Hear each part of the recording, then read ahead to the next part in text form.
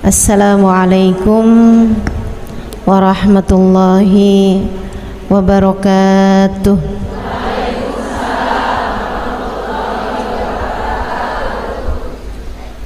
Alhamdulillah, wassalatu wassalamu ala Rasulillah Muhammad ibn Abdillah wa ala alihi wa sahbihi wa man wala.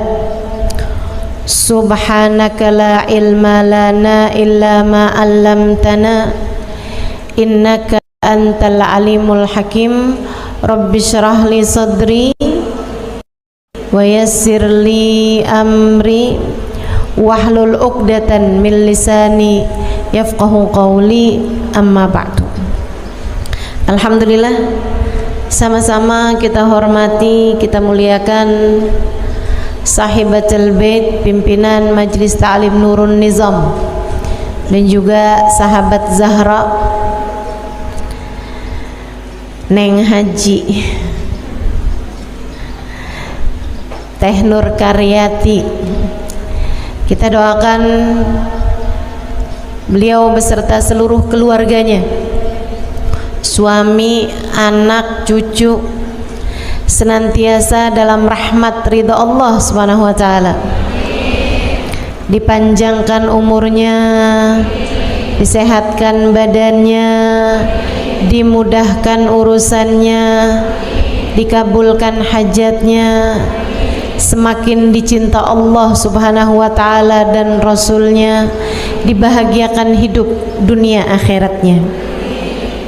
Segenap hubabah, segenap ibu nyai pimpinan pondok pesantren, dan juga ibu-ibu pimpinan majelis ta'lim, para ustadzah, para syarifah, yang semoga semuanya dirahmati dan dimuliakan Allah Subhanahu wa taala, serta tentu saja semua yang hadir di majelis ini, baik ibu-ibu, kakak-kakak, adik-adik, anak-anak, yang mudah-mudahan semuanya dirahmati dan dicintai Allah, disayangi dan disyafaati Nabi besar Muhammad,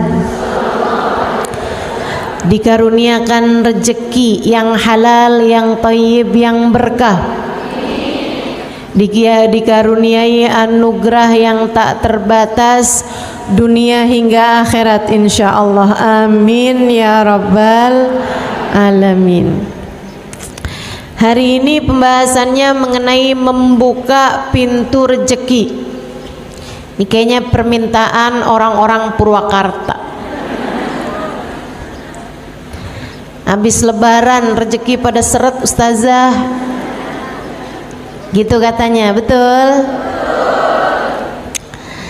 Biasanya tuh siklusnya Ramadan buat orang-orang Indonesia, 10 hari pertama Ramadan yang banyak di masjid, 10 hari yang berikutnya yang banyak di mall, di pasar, belanja, beli baju baru. 10 hari yang berikutnya di stasiun, di terminal, di bandara, mau pada mudik gitu ya. 10 hari habisnya lebaran yang banyak di Pegadaian. Duit udah kehabisan, gadai-gadai gelang, kalung, begitu? Enggak, insya Allah. Saudaraku sekalian yang saya muliakan, rezeki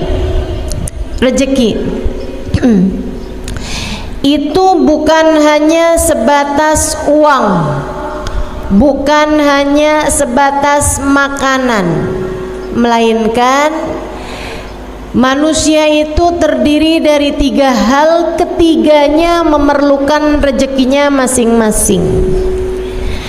Manusia disebut manusia karena punya badan. Kalau nggak punya badan namanya hantu. Kita punya badan. Badan perlu rezekinya, makanan, pakaian, rumah tempat tinggalnya badan. Sekarang ada lagi nih yang dianggap lebih mendesak, casan.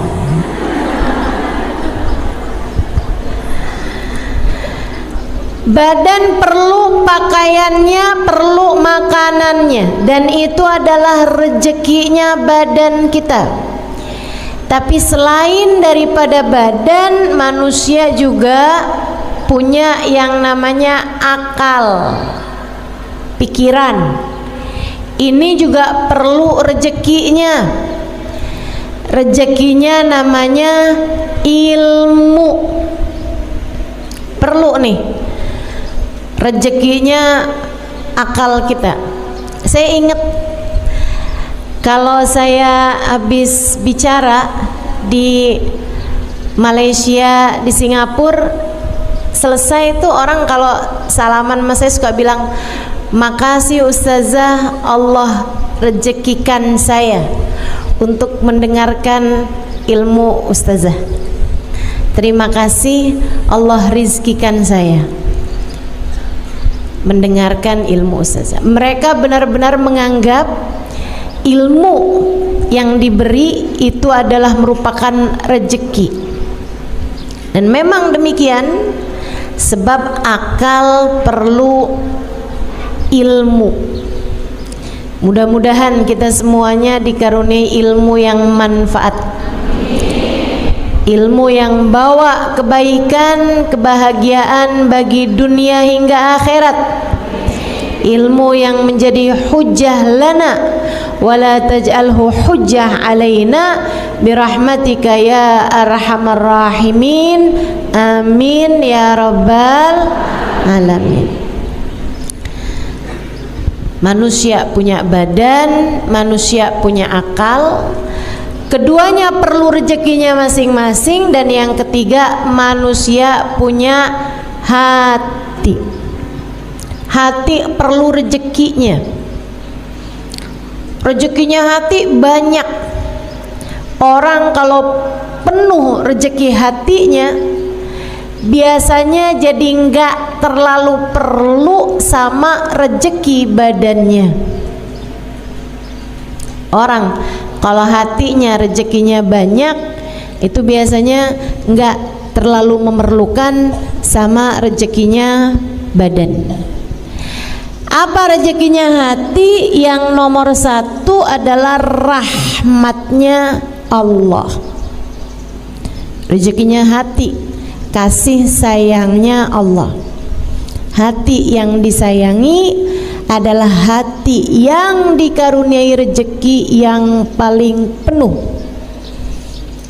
Itu sebabnya Allah ketika menyebut Nabi Muhammad dengan bahasa an'amallahu alaihim, orang yang dikasih nikmat, dikasih rezeki yang paling banyak. Padahal secara makanan Nabi Muhammad pernah mengganjal perutnya dengan batu karena 3 hari 3 malam gak makan apa-apa. Padahal kalau secara pakaian Nabi Muhammad memiliki pakaian yang sangat sedikit. Nabi apabila punya sendal yang baru, sendal yang lama disedekahkan. Nabi Muhammad rumahnya sangat kecil, tapi Allah bilang, kamu wahai Muhammad manusia yang dirizkikan nikmat yang paling banyak, rezeki yang paling banyak turunnya kepadamu wahai Muhammad. Kenapa bisa begitu? Padahal kita melihat keterbatasan rezeki secara badan yang Allah SWT berikan kepada baginda kita Nabi Muhammad. Sebabnya adalah karena Allah menjadikan rezeki hatinya Nabi Muhammad penuh, bahkan luber. Allah mengatakan, wa ma arsalnaka illa rahmatan lil alamin. Kami utuskan engkau wahai Nabi Muhammad meluberkan rahmat bagi semesta. Rahmat yang Allah berikan kepada Nabi Muhammad penuh, luber-luber, sampai Nabi Muhammad bisa menjadi orang yang menebarkan kasih sayang Allah kepada kita umatnya. Innama ana rahmatun muhdah, kata Nabi Muhammad alaihissalam, sesungguhnya saya adalah rahmat yang Allah subhanahu wa ta'ala bagikan ke atas muka bumi ini. Itu Nabi kita Muhammad sallallahu alaihi wa ala alihi wa sahbihi wasallam, manusia yang diberi rezeki yang paling banyak. Jadi Bu, Dek, Nak, kalau kamu lagi ngomongin urusan rezeki, yang kebayang jangan cuma saldo rekening. Yang kebayang jangan cuma uang bisa kamu belikan seblak,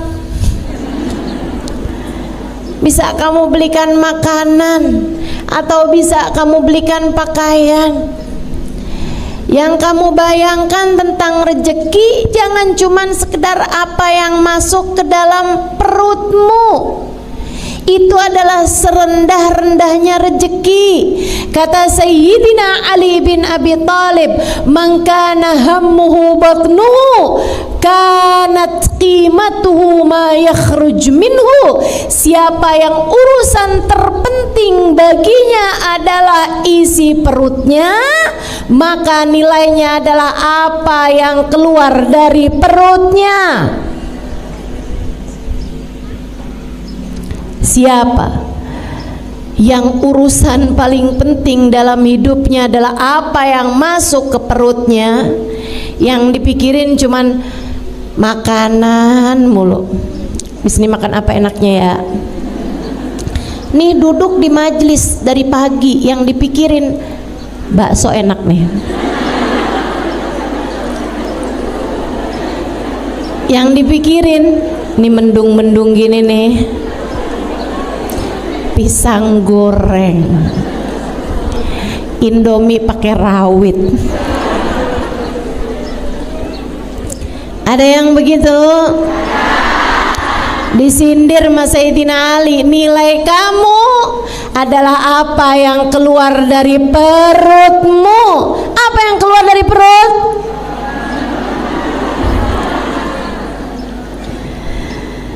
Ya Allah, rezeki bukan cuman sekedar itu Bu. Rezeki bukan cuma itu Dek. Rezeki bukan cuman sekedar makanan. Enggak gitu. Itu termasuk bagian dari rezeki, akan tetapi itu adalah serendah-rendahnya rezeki. Nah kalau minta rizki, minta tuh sekalian rizki yang besar-besar. Bahkan badan kita ini, rezeki paling besarnya bukan makanan. Mauan mana punya makanan enak-enak tapi sakit, ama sehat tapi makanannya serba sedikit atau serba terbatas. Mauan mana? Sehat tapi makan enak, katanya iya. Teman-teman seiku sekalian yang saya muliakan, kesehatan itu adalah rezeki yang lebih besar daripada rezekinya makanan gitu. Kita tuh sama Allah kalau dikasih sehat Bu, makan apa aja enak, betul? Saya dulu tidak menyadari ucapan itu sampai umur saya 40 tahun. Udah di atas umur 40 tahun nih, ya Allah, nggak boleh salah makan dikit.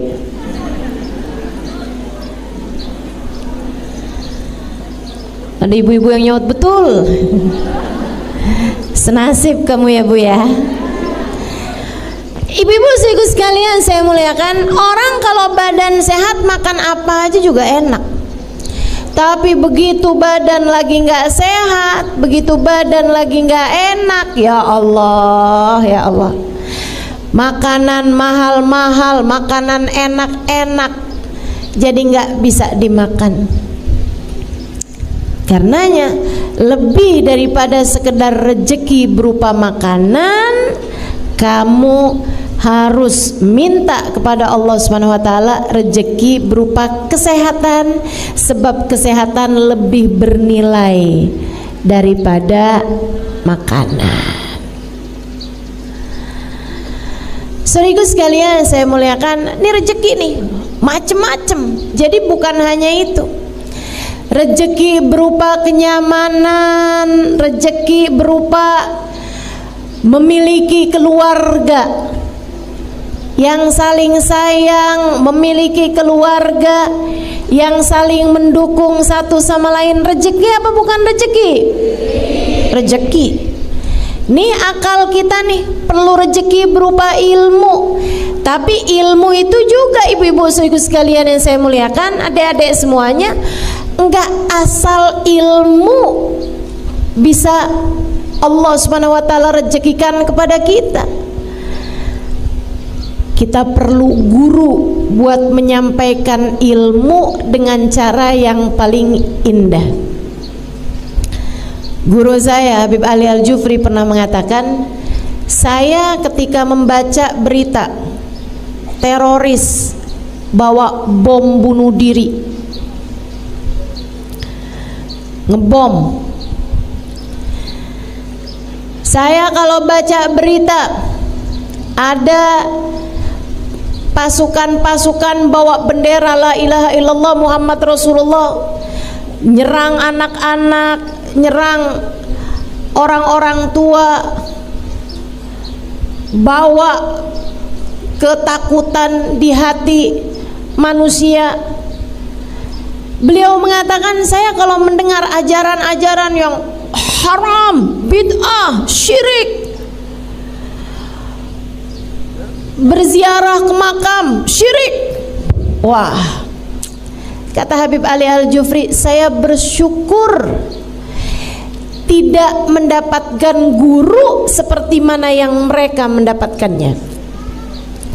Bu, kalau kita berguru dengan orang yang sama dengan yang mereka berguru, belum tentu kita jadi orang-orang yang bisa menikmati maulid, bisa menikmati sholawat, bisa merasa haru, cinta, bahagia ketika merasakan kedekatan dengan baginda Nabi besar Muhammad sallallahu alaihi wasallam.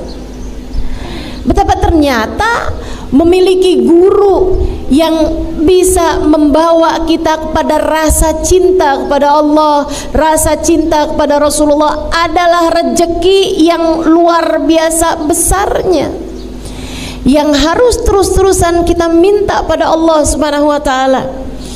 Saya doakan guru-guru saya, Allah sehatkan badannya, bahagiakan hatinya, betahkan hidupnya di dunia ya Allah. Kita doakan Bu, Habib Umar bin Hafid, Habib Zain bin Smith, para ulama-ulama kita, banyak ibu-ibu sekalian, baik yang ada di luar negeri ataupun yang ada di dalam negeri. Kita harus doakan ulama-ulama yang ada di sekitar kita nih, yang bawa kenyamanan, kebahagiaan saat kita menuntut ilmu pada mereka, harus kita doakan.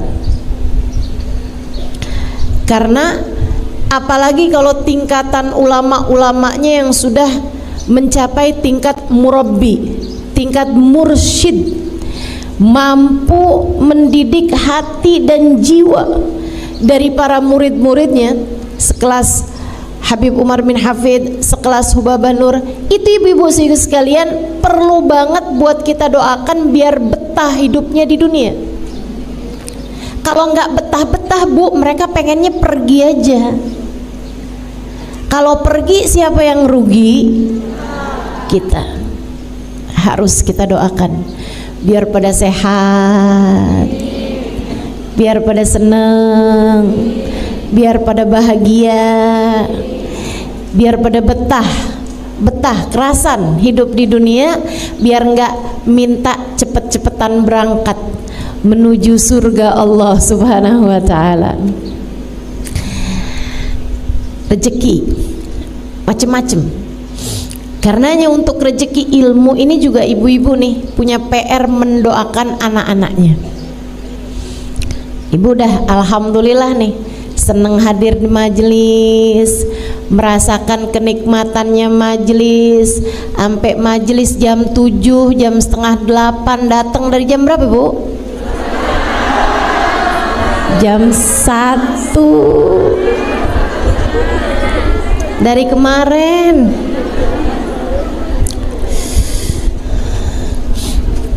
Dari tanggalannya belum ganti ya. Masya Allah. Saudariku sekalian yang saya muliakan, kamu perlu mendoakan anak-anakmu. Jangan sampai mereka mendapatkan guru yang salah atau yang tidak membawa kenyamanan atau menyampaikan ilmu dengan cara-cara yang tidak baik gitu. Terus didoain, ya Allah kasih buat anak cucu saya ya Allah guru yang dapat membimbing hati mereka menujumu ya Allah. Nih dengerin bener-bener nih, kalau kamu doa jangan cuman ya Allah anak-anak saya ya Allah jangan sampai lapar, anak saya ya Allah kasih sehat biar pada bisa belajar benar, ujiannya bagus. Jangan cuma sekedar itu ibu sekalian, doakan juga karuniakan kepada mereka ya Allah guru yang soleh, yang mampu mendidik hati mereka menujumu ya Allah. Minta. Itu adalah rezekinya akal, rezekinya hati. Lebih tinggi lagi ibu nih ya, punya anak sehat badannya, makannya bergizi, ibu punya uang buat ngasih makanan-makanan yang enak, makanan-makanan yang bergizi. Ibu punya uang buat beliin dia rumah, buat beliin dia, maksudnya rumah tempat tinggal kalian layak dihuni, buat bisa kasih dia pakaian yang layak gitu. Anak-anak ibu bersih, rapi, cakep, sehat badannya, mauan begitu, akan tetapi anak nggak dapat hidayah atau mauan mana? Dunia terbatas, tapi anak soleh soleha nggak tinggal sholat, bahkan ibu bangun di jam 3 pagi, jam setengah 4 pagi, masih sekitar 1 jam lagi dari adzan subuh. Ibu lihat kok lampunya hidup nih kamar anak ibu, ibu buka, anak ibu lagi sholat tahajud, anak ibu lagi baca Quran, anak ibu lagi berdoa Bu. Tapi dia keadaannya serba terbatas. Misalnya kamu nggak punya banyak rezeki secara untuk makanan, pakaian, tempat tinggal, tapi punya anak-anak yang soleh-soleha, mauan mana kamu? Rezeki yang seperti itu atau semuanya serba dikasih Allah banyak-banyak, makanan banyak, ada kendaraan, ada rumahnya besar semuanya, dari mulai satpam sampai ke supir, sampai ke tukang bersih-bersih, sampai ke tukang tanaman, semuanya ada. Punya asisten pribadi, punya segala macam, kehidupan duniamu dicukupkan. Akan tetapi anak-anak yakin saya, anak soleh solehah jauh lebih kamu inginkan daripada sekedar rejeki yang sifatnya badaniyah, yang sifatnya zahir.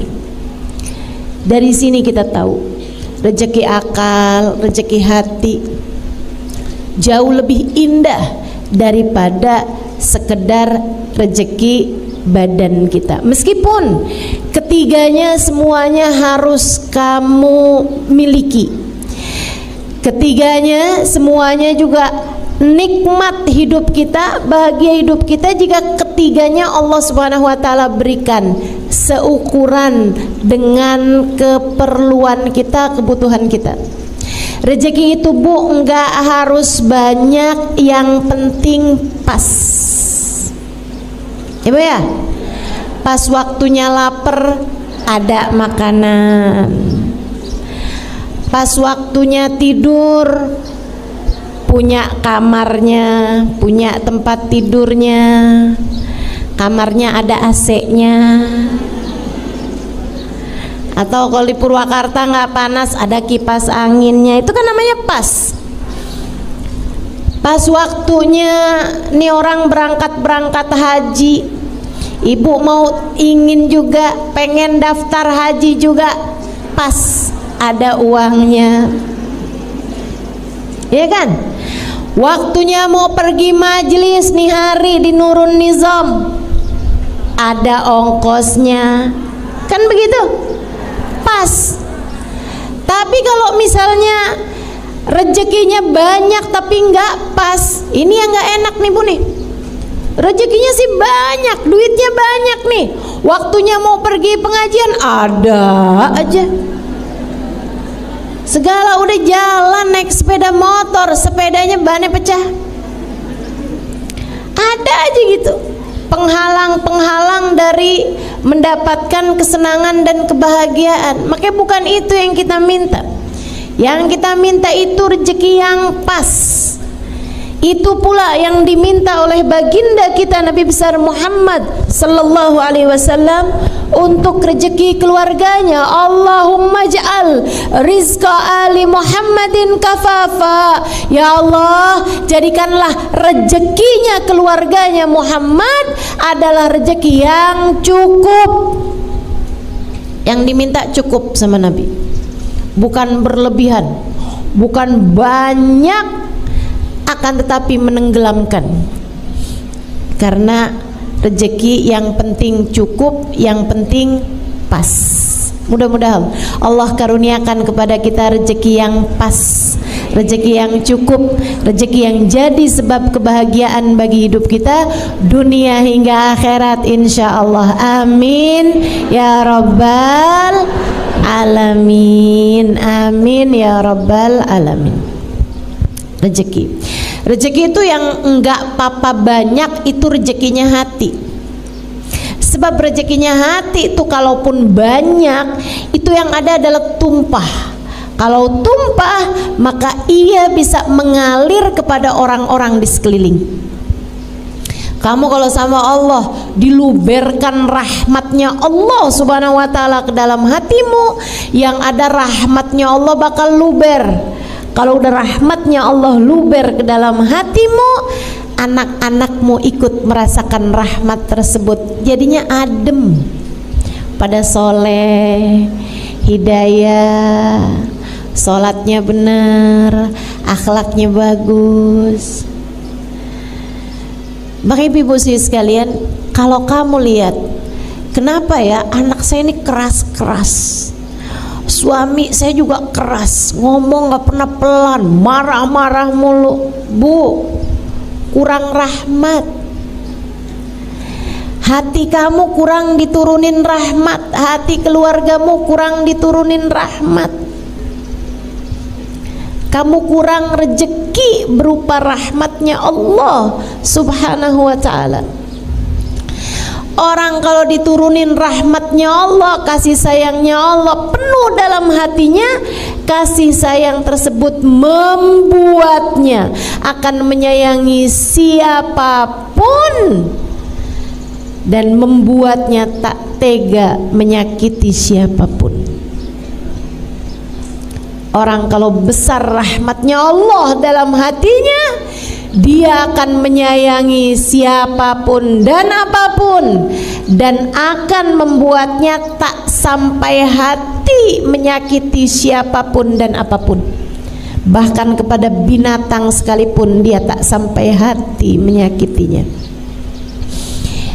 Ibu-ibu sekalian saya muliakan, Habib Ali Habsyi, penulis Maulid Simtud Durar, itu ibu, beliau mengatakan, sepanjang hidup saya di kota Sewun tidak ada orang yang bertengkar.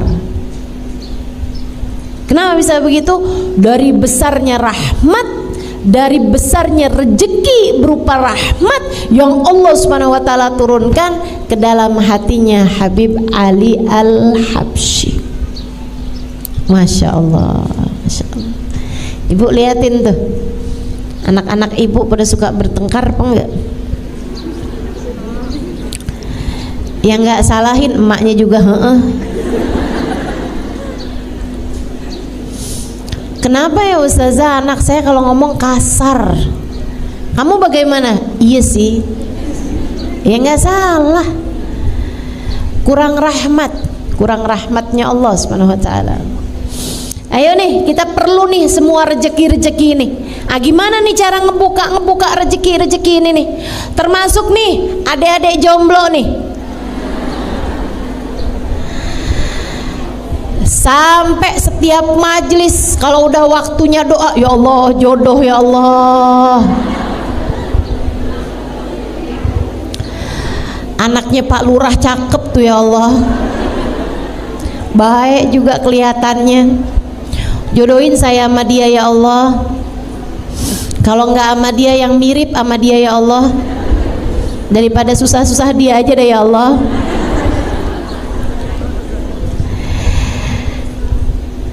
Jodoh itu juga teman-teman, urusan jodoh juga nih, nggak penting banyak. Nggak penting banyak, nggak penting besar, badannya XXL gitu, nggak penting. Yang penting adalah pas. Dan bukan urusan cepat atau lambat, yang penting adalah tepat. Pas itu tadi, pas buat kamu gitu, pas buat orang tersebut. Suami istri itu yang penting bukan pintar, yang penting bukan kaya, yang penting bukan bisa segala macam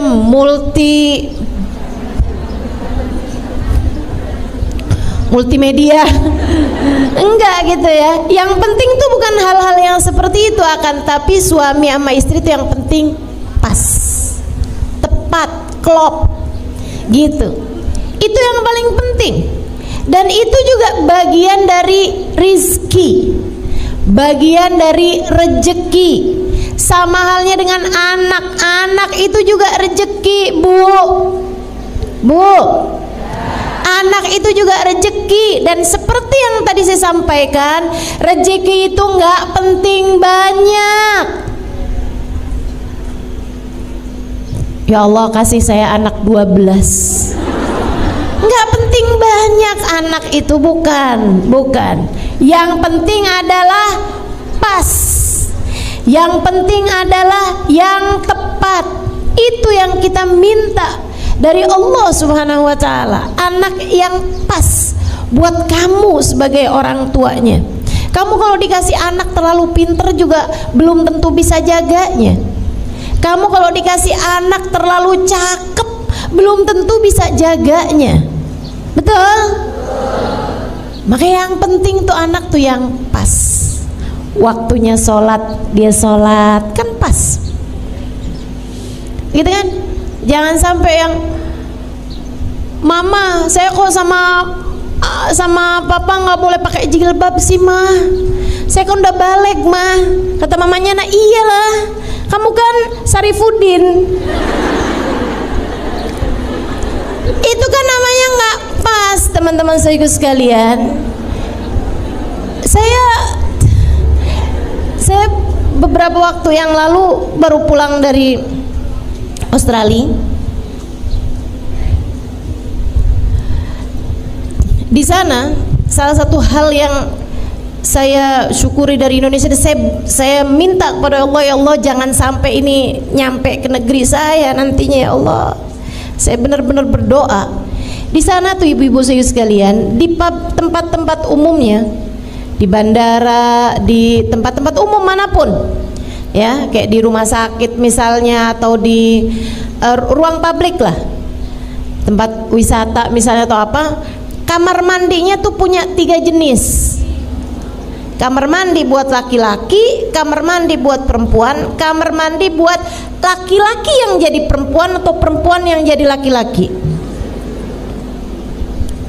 Unisex, ada tulisannya gitu. Jadi ada tandanya, ada tanda laki-laki, ada tanda perempuan, ada tanda yang laki perempuan. Laki-laki jadi perempuan, perempuan jadi laki-laki. Betapa kita takut hal-hal yang semacam ini terjadi di negeri kita yang tercinta ini. Betapa kita sangat takut hal-hal yang semacam ini terjadi kepada anak-anak ataupun cucu-cucu kita.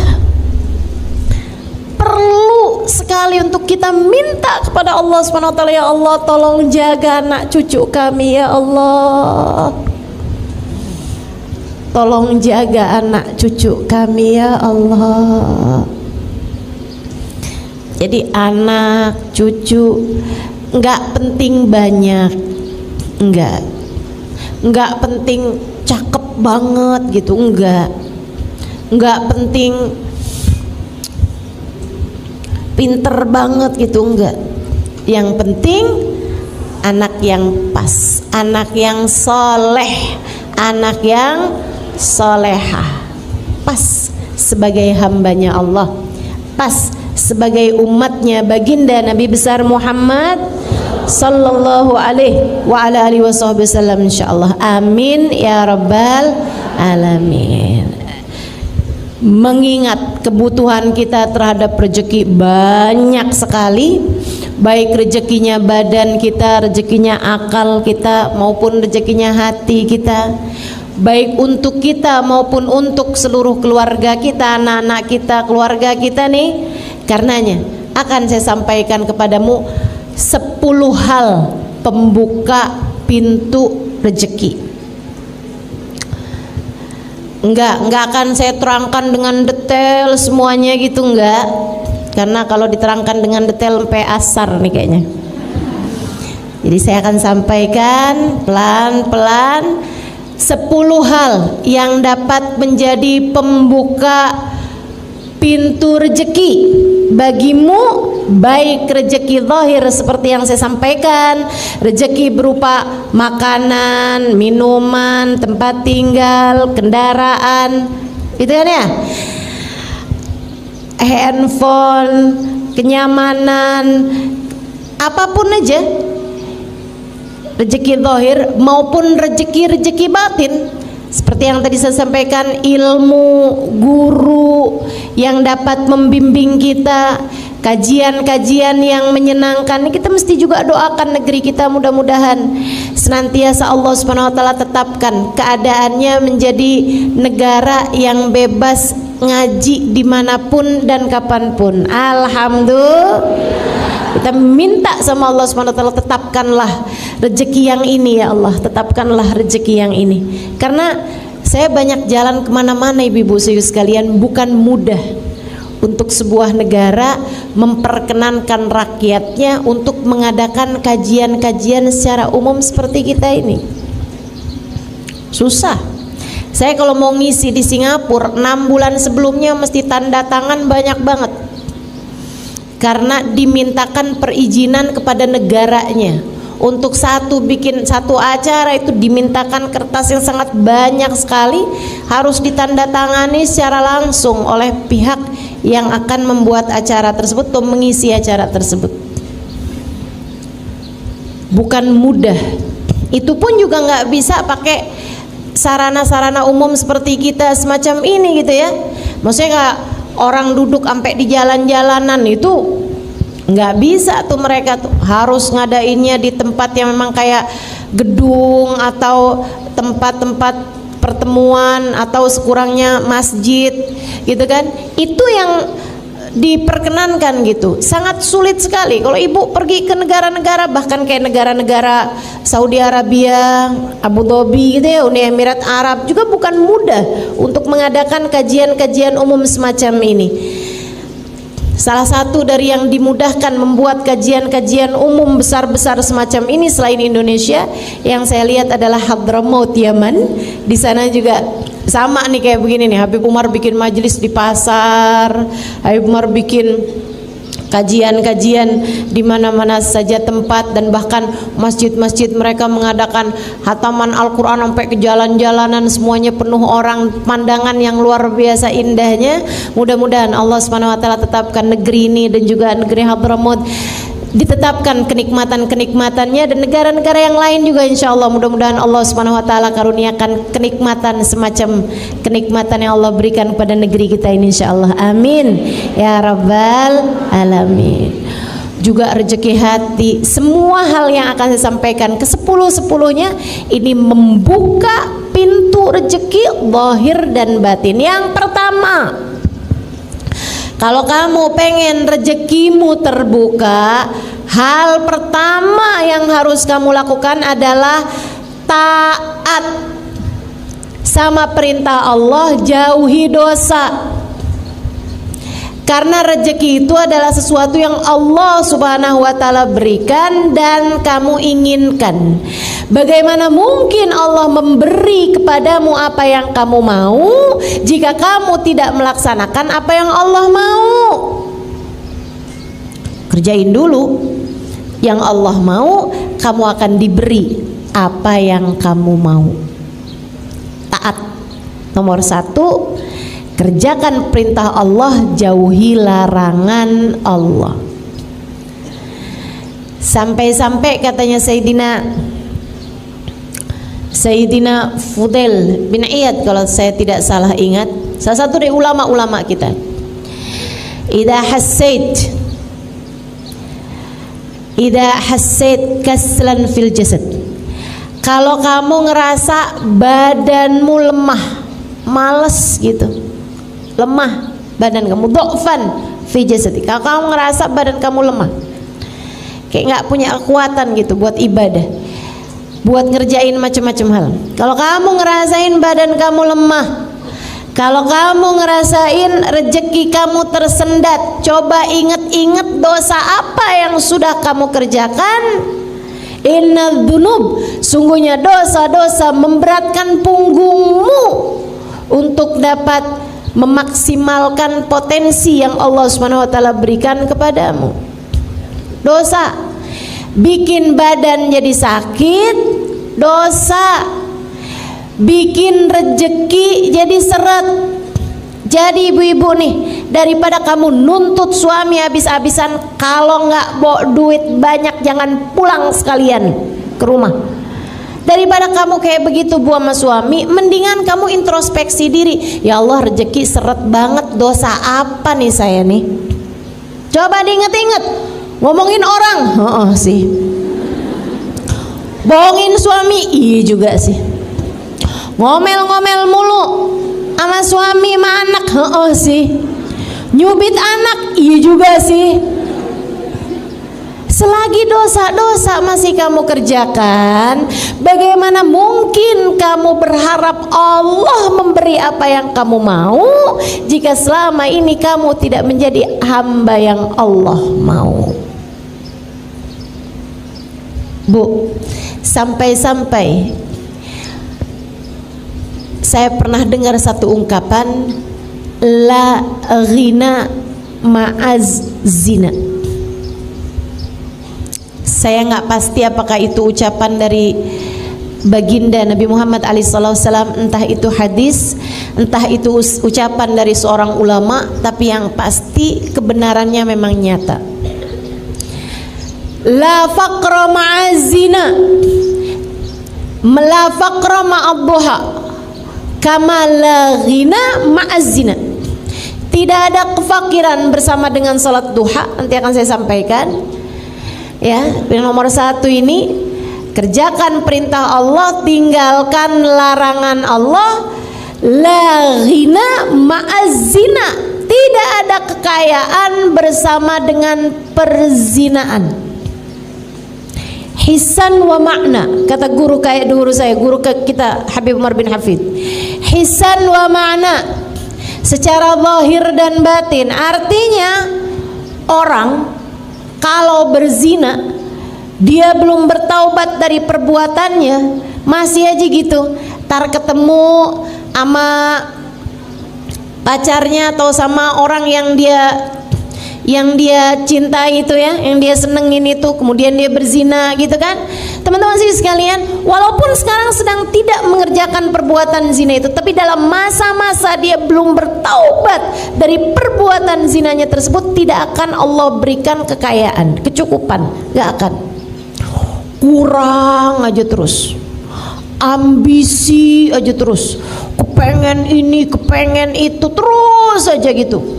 Walaupun uang saldo di rekeningnya udah banyak, kurang aja rasanya. Dan ini kesian.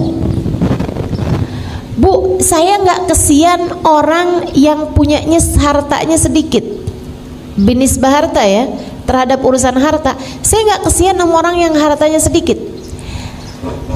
Saya kesian sama orang yang hartanya banyak tapi tidak pernah merasa cukup.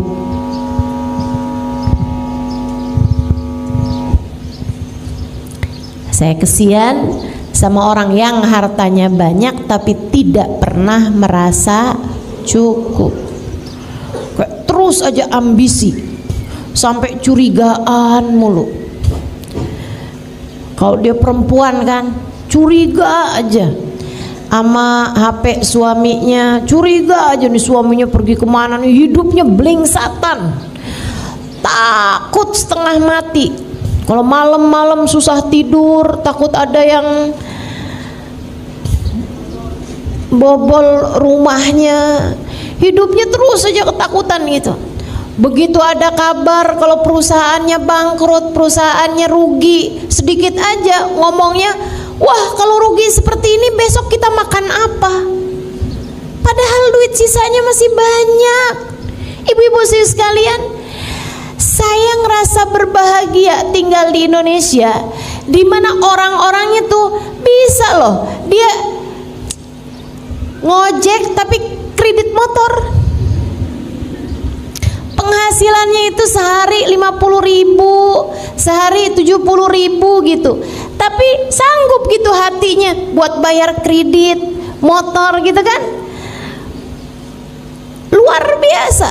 Jadi teman-teman sekalian, masalahnya bukan sama berapa uang yang kamu punya, berapa nilai yang kamu punya, tapi kemampuan hati untuk bisa merasa cukup dengan rezeki yang Allah Subhanahu wa taala berikan gitu. Saya nggak kesian di sini nih sama perempuan-perempuan yang misalnya gitu, suaminya cuman ngasih dia sebulannya berapa? Saya nggak ngerti tuh, nggak pernah ikutan belanja soalnya. Anggap 500.000 misalnya gitu, buat belanja harian, masa cukup nggak itu? Nggak cukup. 1 juta deh, 1 juta gitu ya, nggak cukup juga. Emang iya?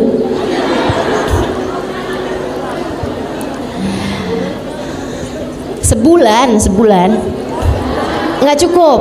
Oke. 3 juta cukup. Oke.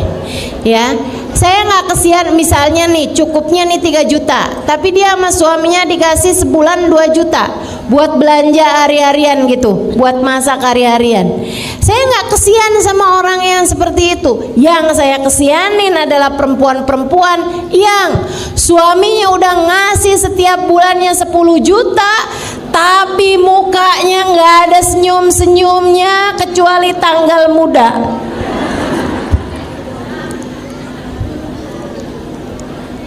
Ya ampun, kamu kok transfernya cuman segini nih? Saya nanti bayar arisannya dari mana? Saya nanti nongkrong di mallnya dari mana? Saya nanti buat bayar ini, buat bayar itu. Ya Allah, ya Allah. Jadi teman-teman saya sekalian, tuh dia tuh masalahnya ya. Orang kalau nauzubillah berbuat perzinaan dan dia belum bertaubat dari perzinaannya, itu walaupun dikasih seberapa, hatinya nggak akan pernah merasa cukup. Dan itu adalah siksaan paling menyiksa terhadap urusan rezeki. Yang tersiksa tuh bukan yang dikasih rezeki yang sedikit, Bu, akan tetapi yang tersiksa itu orang yang dikasih rezeki seberapapun gak pernah merasa cukup. Dia orang yang jauh lebih tersiksa. Dan itu orang kalau berzina, naudzubillah min dzalik, sama Allah dikasih hukuman hati yang tidak pernah merasa cukup. Itu namanya hissi. Itu namanya sesuatu yang maknawi, sesuatu yang secara batinnya. Sementara zahirnya juga, guru saya Al-Habib Umar bin Hafid mengatakan, orang kalau berzina belum bertaubat dari perbuatan zinanya, dalam masa-masa perzinahan tersebut pasti sama Allah dikasih waktu di mana dia kelaparan, pengen makan, kehausan, pengen minum. Nggak ada yang bisa memberikannya pada saat itu. Nggak dia punya saat itu sampai dia harus menengadahkan tangannya meminta kepada orang lain, walaupun sebanyak apapun uangnya. La ghina ma'az zina. Tidak ada kekayaan, kecukupan bersama dengan perzinaan. Mudah-mudahan Allah jauhkan kita dari dosa zina dan dosa apapun yang menjauhkan kita dari rahmatnya Allah Subhanahu wa taala, insyaallah. Amin ya rabbal alamin. Adik-adik saudara sekalian saya muliakan, ini saya sampaikan kepada adik-adik nih, Dek. Jangan mau memberikan sesuatu yang sangat berharga dari dirimu, yaitu nilai harga dirimu itu, Dek. Jangan mau kamu menyerahkannya kepada laki-laki manapun di luar bingkai pernikahan dengan atas nama cinta. Cinta nggak bikin kamu jauh dari Allah. Cinta yang benar nggak bakal bikin kamu jauh dari Allah. Dan laki-laki yang sungguh mencintaimu pasti akan menjagamu. Dengarkan ucapan saya. Laki-laki yang mencintaimu pasti akan menjagamu. Tak akan membiarkanmu bersama dengan dirinya terjerumus di dalam lubang-lubang dosa, dalam lembah-lembah nista. Adik-adikku saudaraku sekalian, Sayyidil Habib Umar bin Hafid menyampaikan, orang tuh kalau masuk surga semuanya akan membusungkan dada ila ashabuz zina, kecuali pelaku zina. Andai Allah sudah menghapuskan dosa-dosanya dengan dia berada di dalam neraka karena dia matinya bawa iman, misalnya nih umat Nabi Muhammad ngerjain zina, dia dimasukkan ke dalam api neraka untuk waktu yang cukup lama sampai kemudian udah waktunya dia masuk ke dalam surga, karena bagaimanapun dia matinya membawa iman, dia akan menjadi orang yang masuk surga dengan menundukkan kepala. Malu di surga aja malu. Kalau masuk surga pun pelaku zina akan masuk surga dalam keadaan menundukkan kepala karena malu. Jangan biarkan dirimu terjebak dalam jurang nista yang semacam itu. Ini pesan dari orang tua. Saya adalah orang tua bagimu. Dek, dengarkan saya. Nggak ampe segitunya sayang sama orang, ampe kamu mau-maunya memberikan hal yang paling berharga dalam dirimu itu. Nilaimu nak, nilaimu dek, ada pada kehormatanmu. Jangan biarkan ia terinjak-injak oleh bisikan-bisikan setan dalam dirimu itu. Jauhi zina, jauhi apapun yang mendekatkanmu kepada zina. Jauhi, tidak akan membawamu kepada kebahagiaan, kesenangan, rezeki yang melimpah. Enggak. Tidak akan membawamu kepada kebahagiaan rasa dicinta. Enggak. Ia hanya akan membawamu kepada penyesalan demi penyesalan di depan matamu. Dunia, sebelum kamu menyesal di akhirat nanti dengan sedalam-dalamnya penyesalan, saya menyampaikan kepadamu hal ini atas nama cinta anak-anakku. Jaga kehormatanmu nak, jaga kehormatanmu. Jangan mau-maunya kamu menggadaikan kehormatanmu dengan mengatasnamakan cinta. Sekali lagi saya sampaikan padamu, kalau kamu cinta, kamu akan jaga dirimu. Kalau dia adalah laki-laki yang benar mencintaimu, dia akan menjaga dirimu, tak akan mau menyentuhmu kecuali sesudah kalian halal, dihalalkan oleh pernikahan. Jangan love ghina ma'azina. Kamu pengen jadi seseorang yang rezekimu mudah, yang rezekimu melimpah, yang rezekimu pas, yang rezekimu cukup, yang rezeki kamu dirizkikan oleh Allah Subhanahu wa taala hal-hal yang indah dalam kehidupan. Rezeki akalmu, kamu dikaruniai ilmu yang manfaat. Rezeki hatimu, kamu disayang Allah, kamu disayang Rasulullah, dikaruniai keimanan, keikhlasan, kesyukuran, ketawaduan. Kamu dikaruniai akhlak-akhlak yang terpuji, kamu dikaruniai cinta pada manusia-manusia yang dicinta oleh Allah Subhanahu wa taala. Kamu ingin dikaruniai hal-hal yang indah-indah semacam itu, tinggalkan dosa, kerjakan jalan taatmu kepada Allah Subhanahu wa taala. Kamu jangan nyari jodoh sampai nggak mau pakai jilbab. Ngapain kayak begitu? Susah ustazah dapat jodoh kalau laki-laki nggak lihat betapa indahnya rambut saya ini.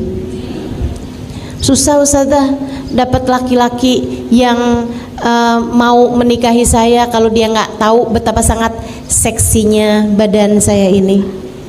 Kalau pikiranmu seperti itu, kamu hanya akan bertemu dengan laki-laki yang hanya akan memandang tubuhmu dan akan memandang kecantikanmu semata sebagai sebab dia mencintaimu. Dan yang di luar sana yang lebih cantik darimu banyak, yang di luar sana yang badannya lebih bagus dari kamu banyak.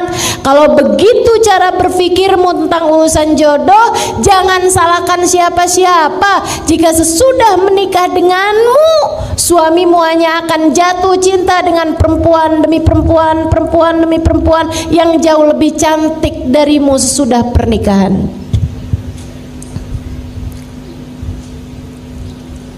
Naikkan nilaimu dengan menaikkan taatmu di sisi Allah. Percaya saya, kamu menjadi apa yang Allah mau, Allah akan beri apa yang kamu mau. Jadilah hamba yang Allah mau, Allah akan menjadi seindah-indah Tuhan sesuai dengan apa yang kamu mau. Allah akan beri padamu apapun yang kamu inginkan. Teman-teman saudaraku sekalian, Allah menyampaikan dalam hadis qudsinya, innama ana alladhi idza qultu li syai'in kun fayakun sa'aj'al man ahbabtuhu idza qala li syai'in kun fayakun. Aku adalah zat yang apabila menghendaki sesuatu hanya perlu berkata jadilah, maka jadilah sesuatu tersebut. Aku akan menjadikan hamba-hamba yang aku cintai apabila menghendaki sesuatu hanya perlu berkata jadilah, maka jadilah sesuatu tersebut. Kalau kamu dicinta, kamu akan diberi sesuai dengan yang kamu inginkan. Maka jalan pertama untuk membuka pintu rezekimu adalah dengan taat dan jauhi dosa. Insya Allah. Yang kedua, ibu-ibu sekalian saya muliakan, nih, kalau kamu kepengen wangi, kamu mesti deket sama orang yang tukang jual minyak wangi, atau sekurangnya kamu mesti deket sama orang yang wangi-wangi biar kamu bisa dikasih minyak wangi, kan gitu ya? Ya kan? Itu sesuatu yang niscaya, teman-teman. Kalau kamu pengen pinter, kamu harus deketi orang yang pinter-pinter. Kalau kamu pengen solehah, kamu mesti deketi orang-orang yang solehah-solehah. Karenanya kalau kamu kepengen menjadi seseorang yang diberi nikmat rezeki sama Allah Subhanahu wa taala yang sesuai dengan apa yang kamu inginkan, rezeki zahir, rezeki batin, semuanya nih dikasih sama Allah Subhanahu wa taala, maka kamu mesti dekat sama orang-orang yang memang telah diberi nikmat sama Allah paling banyak. Siapa mereka? Allah sebutkan dalam Al-Quran. A'udzubillahi minasyaitonirrajim. Man yuti'illaha war rasul faulaika ma'alladina an'amallahu alaihim minan nabiyyina was siddiqina was syuhada was salihin wa hasuna ulaika rafiqa dzalikal fadlu minallah wa kafa billahi alima. Kata Allah, siapa yang taat kepada Allah dan Rasulnya, mereka akan dikumpulkan di akhirat nanti bersama dengan orang-orang yang dirizkikan paling banyak sama Allah, yang dikasih kenikmatan paling melimpah ruah dari Allah Subhanahu wa taala, yang dikaruniai rezeki-rezeki badan yang paling pas, yang paling cukup, rezeki akal yang paling, ilmu yang paling bermanfaat, rezeki hati yang paling melimpah ruah. Siapa mereka? Allah sebutkan, minan nabiyyin, para nabi-nabinya Allah, wasiddiqin, para wali-walinya Allah, wasyuhada, para pejuang di jalan Allah, para ulama, para pejuang di jalan Allah Subhanahu wa taala, wasalihin, orang-orang soleh. Maka yang nomor 2 dari pembuka pintu rezeki adalah cintai para nabi, para wali, para ulama dan orang-orang soleh. Cintai mereka. Yang mencintainya membawamu kepada kedekatan dengan Allah Subhanahu wa taala. Karena Bu, saya kasih tahu, rezekimu itu hanya perlu kamu jemput.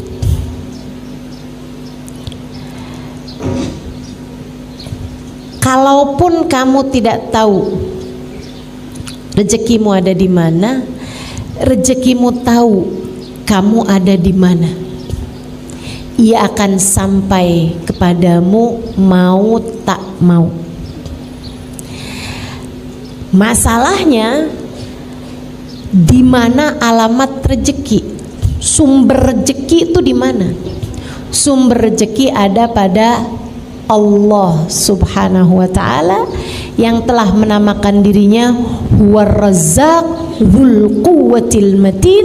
Dialah Allah satu-satunya sang pemberi rizki, dialah pemilik kekuatan tertinggi. Kamu pengen rezekimu seperti yang kamu inginkan, maka dekatilah orang-orang yang memang telah dekat dengan Allah Subhanahu wa ta'ala. Cintai Nabi Muhammad. Cintai Nabi Muhammad. Orang yang di hatinya nggak punya rasa cinta kepada Nabi Muhammad dari umat Nabi Muhammad, andai pun rezeki badannya sama Allah diberikan kecukupan sekalipun, rezeki yang di dalam sini nggak akan pernah diberi oleh Allah Subhanahu wa ta'ala.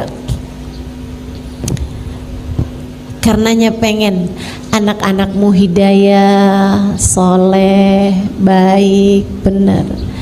Pengen kamu disayang sama suamimu, dicintai sama suamimu, suamimu cintanya sama yang halal-halal, kamu pun juga begitu. Kamu kepengen agar hatimu tidak diberi rasa cinta kepada yang tidak dihalalkan oleh Allah Subhanahu wa ta'ala bagimu. Cintai orang-orang yang dekat dengan Allah Subhanahu wa ta'ala. Cintai Nabi Muhammad sallallahu alaihi wasallam. Orang kalau di hatinya ada cinta kepada Nabi Muhammad, Allah nggak bakalan tega ngasih dia kesusahan dalam hidup. Bu, ama orang yang sayang sama anak kamu, misalnya orang kaya, orang mampu gitu ya, kamu punya uang banyak gitu kan, terus kamu pergi ke sekolah anak-anakmu atau anak-anakmu pulang bawa teman-temannya, terus kamu lihat di antara teman-temannya tuh ada anak-anak yang sayang banget sama anak kamu gitu, sayang banget sama anak kamu, dia berusaha untuk melakukan apapun yang dimauin sama anak kamu gitu, seneng banget dia. Ibu-ibu, saudariku sekalian yang saya muliakan, kalau kamu hari itu masak, kalau hari itu kamu beliin makanan buat mereka, kalau hari itu kamu nyenengin, ajak jalan-jalan, kira-kira nih di antara anak-anak temen-temennya anak-anak kamu itu, di antara temen-temennya anak kamu, siapa yang akan kamu ajak? Yang suka ngusilin anak kamu atau yang sayang sama anak kamu? Yang sayang sama anak kamu. Kenapa begitu? Ini ada anak nih usil nih, nggak seneng sama anak kita, bahkan benci sama anak kita, nggak bakalan kita ajak. Kalau yang seneng-seneng nggak bakalan kita ajak, kan begitu? Oh, kita mau nyenengin anak kita, kita ajakin temen-temennya yang sayang sama dia, yang cinta sama dia. Yang benci, sana, kamu bukan jatahnya nih. Yang ini nih menyenangkan banget sekali nih, bukan jatah kamu nih. Oh kamu enggak, kamu suka ngusilin anak saya. Oh kamu, anak saya minta apaan kamu nggak kasih. Salah. Tapi yang sayang sama anak kita, yang suka ngasih sama anak kita, yang suka perhatian sama anak kita, yang cinta sama anak kita, kita ajakin, kita kasih makan yang enak, kita senengin anak-anak tersebut, anak kita. Kenapa begitu? Karena kita sayang sama anak kita, maka kita akan menyayangi siapapun yang sayang sama anak kita. Pun demikian dengan Allah Subhanahu wa ta'ala. Allah tidak pernah mencintai siapapun lebih daripada cintanya kepada Nabi Muhammad.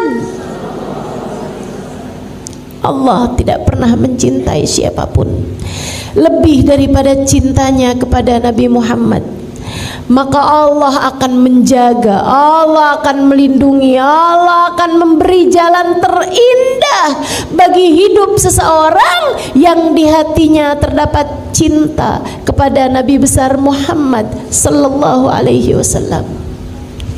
Maka kamu kalau ngerasa, kenapa ya suami saya kok nggak sayang sama saya, kenapa ya suami saya kok nggak ada cinta-cintanya sama saya gitu, kayak saya selalu aja dimarahin, saya selalu aja dikatain kasar misalnya gitu, Coba lihat hatimu, adakah di hatimu rasa cinta kepada Nabi Muhammad?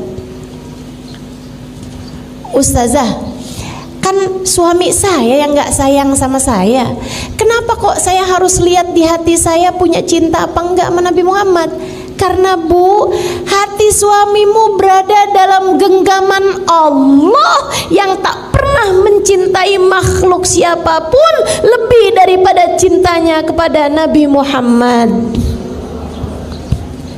Ketika Allah lihat di hatimu punya rasa cinta kepada Nabi Muhammad, Allah akan mencintaimu dan Allah akan menjadikan hati orang-orang yang berpengaruh padamu mencintaimu juga.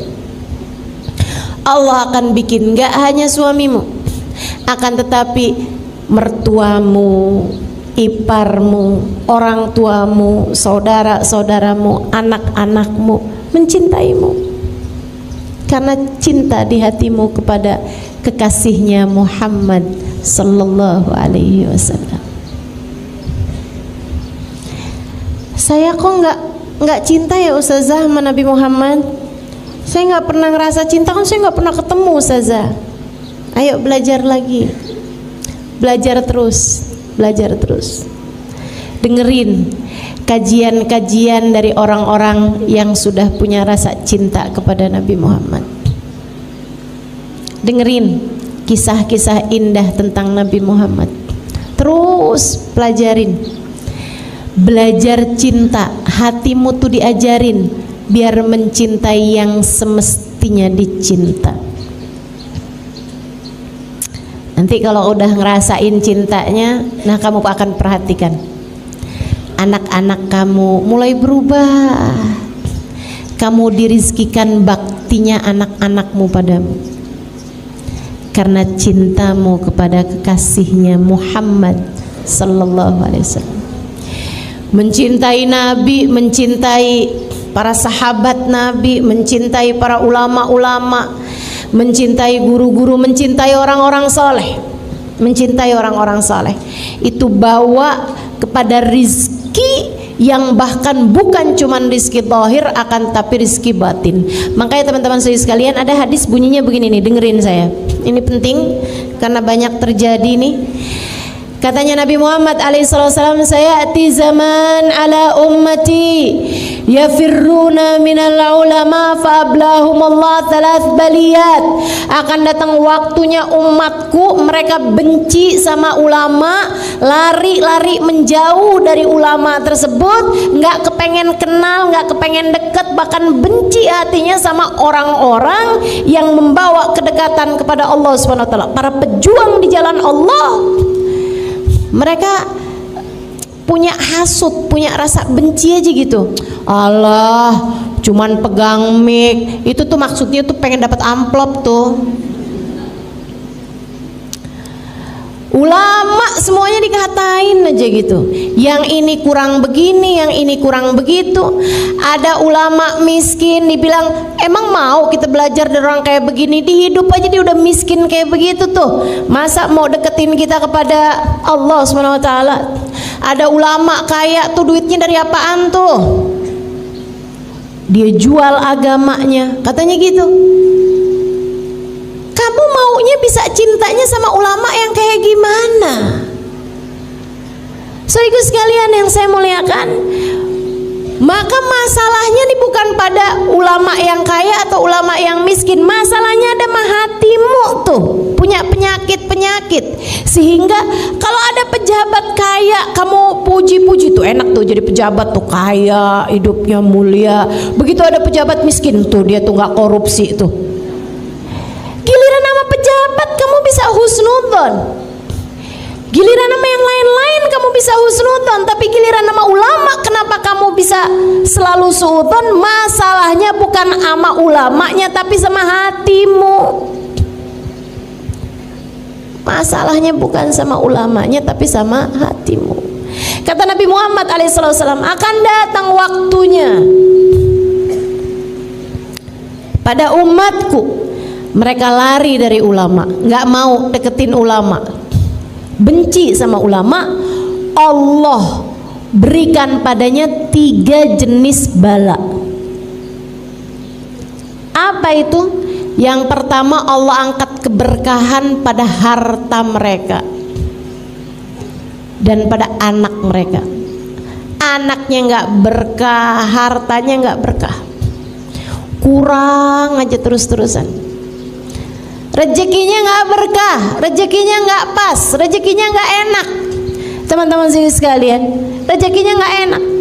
Rezekinya tuh keluarnya buat hal-hal yang nggak enak mulu. Rezeki itu kan ada yang keluarnya enak, ada yang keluarnya nggak enak. Rezeki uang kamu pakai buat hadir majelis, rezeki keluarnya enak apa nggak enak? Enak. Saudara sekalian, ada orang yang anaknya ketabrakan atau anaknya nabrak, kemudian dia harus bayar ganti rugi sama yang ditabrak sama anaknya, harus keluar duit juga gitu kan. Enak apa nggak enak? Nggak enak. Rezeki itu keluar ada yang enak, ada yang nggak enak. Makanya saudaraku sekalian, ini orang-orang yang diangkat berkah dari rezekinya, itu keluar rezekinya nggak enak mulu, di jalan yang nggak enak terus-terusan. Naudzubillah min dzalik. Uangnya banyak tapi kepakainya nih buat bayar pengacara, buat urusan rebutan warisan. Ya Allah, nggak enak bener. Nggak enak bener. Bayar pengadilan untuk urusan tuntutan dari orang lain, cemaran nama baik lah, apalah segala macam. Itu nggak enak banget keluar duitnya. Apalagi kalau uangnya dikeluarkan buat ngeluarin anak dari penjara. Naudzubillah. Allah kasih bala, 3 jenis bala. Kalau kamu nggak cinta sama ulama, apa itu? 1, diangkat berkah dari hartanya. Rezekinya nggak ada berkahnya, nggak ada enak-enaknya rezekinya. Yang kedua, Allah akan kasih pemimpin yang zalim. Pemimpin yang zalim itu nggak harus kepala negara atau kepala pemerintahan gitu, nggak harus. Tapi kalau dia perempuan punya suami yang zalim, kalau dia laki-laki gitu kan punya atasan tempat kerja yang zalim, yang nggak sayang sama dia, ada aja. Akhirnya hidupnya terjajah sama orang, teman-teman sekalian. Itu kalau nggak cinta sama ulama. Dan yang ketiga, ini yang paling menyeramkan, orang kalau nggak cinta sama ulama, kata Nabi Muhammad SAW, Allah angkat iman dari dalam hatinya sesaat sebelum dia mati, sehingga dia mati dengan tidak membawa iman. Dia mati bukan sebagai umatnya Nabi besar Muhammad sallallahu alaihi wa ala alihi wa sahbihi wasallam. Maka hal kedua yang harus kamu lakukan untuk membuka pintu rezekimu adalah cintai orang-orang saleh, cintai para ulama, cintai para wali-walinya Allah Subhanahu wa taala, dengan kamu senang berziarah ke makam mereka yang meninggal dunia, dan kamu senang untuk mendatangi majelisnya para ulama-ulama yang masih hidup di atas muka bumi, dan cintain yang nomor satunya adalah baginda Nabi besar Muhammad sallallahu alaihi wa ala alihi wasallam.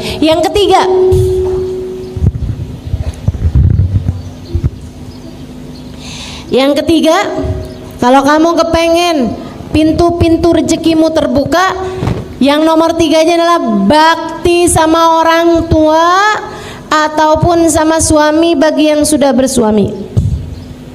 Bakti sama orang tua. Kamu nggak bisa ngarep kamu dikasih rezeki yang mudah, rezeki yang menyenangkan, selagi kamu menjadi anak yang durhaka sama orang tua. Yang baik sama orang tua, yang bakti sama orang tua. Belajar buat bisa menyenangkan, membahagiakan hati orang tuamu.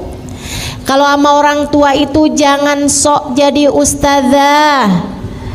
Kalau sama orang tua itu jangan sok jadi pemerintah. Kalau sama orang tua itu datanglah kepada orang tua sebagai seorang anak. Anak itu setua apapun tetap aja anak bagi orang tuanya. Setua apapun kamu gak akan pernah lebih tua dari orang tuamu. Iya kan? Kecil aja kita, mau setua apapun juga. Saya ingat dulu sama umi saya suka nanya gitu, Umi ini mesti gimana ya Im? Katanya sama saya, coba nasehatin Umi mesti gimana? Ini kan Umi lagi memposisikan saya sebagai ustazah. Mana ada Umi nanya gitu sama anaknya? Tapi saya nggak pernah datang pada Umi saya, nggak pernah saya jawab Umi saya dengan jawaban ustazah. Saya kalau ditanya sama Umi saya, Umi mesti gimana ya Im?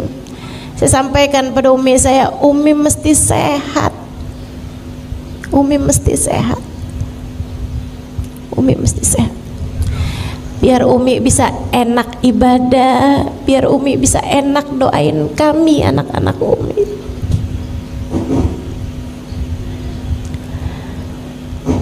Sama orang tua itu nggak usah bawa-bawa dalil, teman-teman. Sayangi aja. Nggak usah bawa hadis, nggak usah bawa ayat-ayat Quran, nggak usah. Nggak usah. Sayangin aja, sayangin. Tapi ibu saya nggak mau sholat, ustazah. Doain. Linangan air matamu meminta kepada Allah Subhanahu wa taala, ya Allah, saya sayang ibu saya, ya Allah, saya sayang mama saya, ya Allah.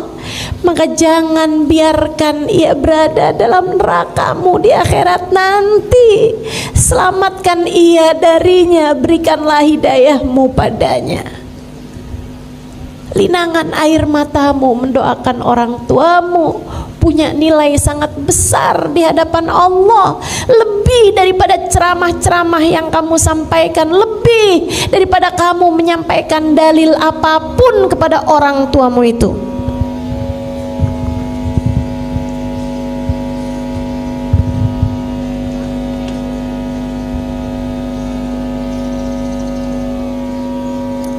Bakti sama orang tua membuka pintu rezeki.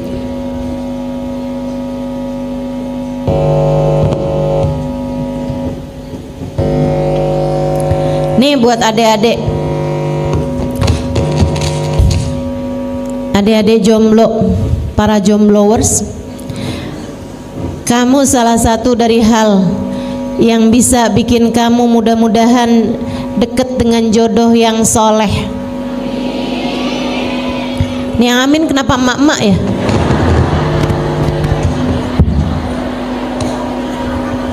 Doain anaknya, iya.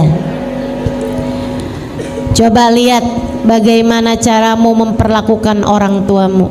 Dek, nak, kamu pengen ada seorang laki-laki yang menyayangimu, belajarlah buat sayang sama orang tua yang telah menyebabkan kehadiranmu di atas muka bumi ini. Saya tahu orang tuamu gak sempurna, banyak kekurangannya, tapi tanpa mereka kamu gak akan ada di atas muka bumi ini. Maka jangan pernah remehkan orang tuamu itu. Bakti sama orang tua. Atau yang punya suami nih ya, perhatikan betul bagaimana caramu memperlakukan suamimu. Itu akan sangat berpengaruh kepada urusan rezekimu. Para istri-istri tukang ngomel, rezekinya bakalan seret. Percaya, saya liatin. Makanya saya sih selalu percaya sama istilah rezeki istri solehah. Emang bener, istri tuh kalau solehah rezekinya bakalan melimpah ruah. Istri kalau solehah bakalan dikasih sama Allah rezeki yang mudah. Istri kalau solehah, Allah Subhanahu wa taala bakalan kasih rezeki yang berkah. Maka jadilah istri yang solehah dan jadilah anak yang berbakti kepada orang tuamu. Kamu telah membuka pintu rezeki bagimu. Gitu ya. Yang nomor 3. Yang nomor 4, kamu kalau kepengen rezekimu itu juga luas, gampang, mudah, berkah, membuka pintu-pintu rezeki, silaturahmimu dijaga. Silaturahmi itu sama siapa? Sama kaum kerabatmu, teman-teman. Sama kaum kerabatmu tuh, sama kakak, sama adik, sama ponakan, sama bibi, yang baik, yang baik. Sama saudara-saudaramu tuh yang baik. Kamu kalau jadi orang yang penuh perhatian sama saudara-saudaramu, ini nih mikrofon nih bagian dari rezeki.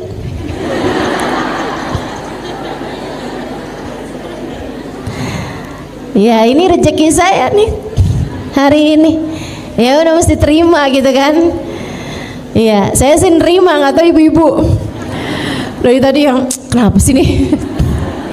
Nah, apa-apa Bu ya, orang udah mengusahakan yang terbaik, insyaallah. Bagaimanapun semuanya ada di tangan Allah Subhanahu wa taala. Allah lah sang pemberi rizki. Tuh kan, kalau kita terima rezekinya jadi bagus. Gitu ya. Silaturahmi dijaga, silaturahmi sama kakak sama adik itu yang baik. Kamu kalau ingat saudara kamu, ingatnya gini nih, teman bisa datang dan pergi, tapi saudara kalau hilang, di mana kamu bisa cari? Saudara kamu kan cuman itu aja Bu, kamu nggak bisa pilih-pilih saudara. Itu siapa sih ngeliatin kamu mulu? Oh itu dulu kakak saya, sekarang udah jadi mantan. Emang bisa begitu? Nggak bisa. Kamu kepengen rezekimu jadi mudah, silaturahmimu tuh harus tersambung sama saudara-saudara yang baik-baik, yang baik sama saudara. Jangan tinggalin saudaramu. Kamu kalau lagi dapat kelebihan rezeki, bagi, dahulukan saudara-saudaramu. Cari tahu keadaan saudara-saudaramu, siapa yang sedang membutuhkan, bantuin. Jangan takut, jangan takut. Ustazah, saya punya saudara jahat-jahat semuanya. Warisan saya ustazah dia kuasain. Misalnya, Bu, kalau saya sih ya Bu ya, urusan harta tuh Bu tuh, yang hilang bisa dicari, iya kan? Urusan harta tuh Bu bisa datang dan pergi, tapi saudara tuh kalau kita kehilangan, kita nggak bisa dapetinnya lagi. Jadi kehilangan harta nggak apa-apa, jangan bikin kamu kehilangan saudara. Orang nggak akuran sama saudara gara-gara urusan warisan, jangan. Kalau ada saudara kamu mau ngerebut warisan, biarin. Yang penting kamu jangan pernah melakukan hal itu terhadap saudara-saudarimu itu. Kalau ada di antara saudara-saudarimu, kamu tahu ngambil sesuatu dari hartamu, ini pesan dari orang yang sangat saya sayangi. Kalau kamu tahu saudaramu ada yang ngambil sesuatu dari hartamu tanpa seizin darimu, mencuri misalnya, ngambil harta kamu misalnya, buruan halalin. Buruan hati kamu tuh bilang, ya Allah saya sudah menghalalkannya ya Allah, saya sudah menghalalkannya ya Allah, jadikanlah itu sebagai sedekah saya buat dia ya Allah, jadikanlah itu sebagai hadiah saya buat dia ya Allah, saya sudah menghalalkannya. Buruan halalin. Kenapa gitu? Biar dia jadi harta yang bagus buat saudaramu itu. Nanti kalau hartanya bagus, bakalan perbuatannya, keadaannya juga bakalan jadi bagus. Tapi kalau kamu selalunya itu nggak menghalalkan, apalagi kalau sampai kayak begini, punya saudara begitu modelnya maling, ngambilin harta saya, seumur hidup nggak bakalan saya maafkan. Tar di akhirat saya tuntut saudara saya. Saudariku sekalian yang saya muliakan, jadinya kamu bukan cuma kehilangan harta, kamu juga kehilangan saudara. Kesian saudaramu itu. Bisa jadi dia ngambil sama kamu karena memang keadaannya sedang sangat-sangat sulit, sementara dia susah untuk menceritakannya kepadamu.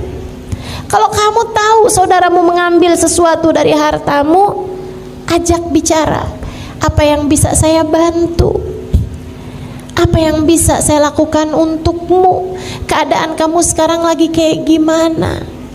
Bu, to'amuthnen kafis salasah. Kata Nabi Muhammad, makanan 2 orang kalau dimakan rame-rame, dimakan barengan cukup buat 3 orang. Makanan buat 2 orang kalau dimakan barengan, makannya rame-rame barengan, itu bisa cukup buat 3 orang. Rezeki juga gitu.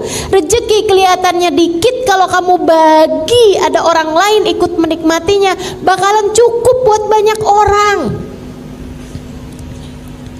Buat banyak orang. Alangkah indahnya kalau rezeki kamu tuh saudara-saudaramu ikut-ikutan menikmatinya. Ustazah itu kan kalau duitnya banyak. Nah saya duit Ustazah buat sendiri aja nggak cukup. Oh kamu nggak tahu, Allah tuh Bu ngasih rezeki itu nggak gitu modelnya. Ini saya dapat dari guru saya Hubabah Maryam. Halimah, kamu jangan pernah takut ngasih buat orang lain. Allah Halimah, kalau lihat kamu jadi sebab Allah ngasih rezeki kepada hamba-hambanya, Allah akan mengalirkan rezekinya orang-orang lewat tangan kamu. Kamu kalau Allah lihat suka bagi-bagi, Allah bakalan ngasih rezekinya orang-orang lewat diri kamu, sehingga kamu yang bakalan dikasih sama Allah Subhanahu wa taala rezeki yang paling melimpah. Jadi jangan takut untuk memberi dan bersilaturahmi kepada saudara-saudaramu terutamanya, sebab itu adalah pintu pembuka rezeki. Berikutnya sedekah. Ya, yang kelimanya adalah sedekah. Itu tadi sedekah tuh. Sampai-sampai katanya Nabi Muhammad alaihi wasallam, innal bala la yatakhatta riqabas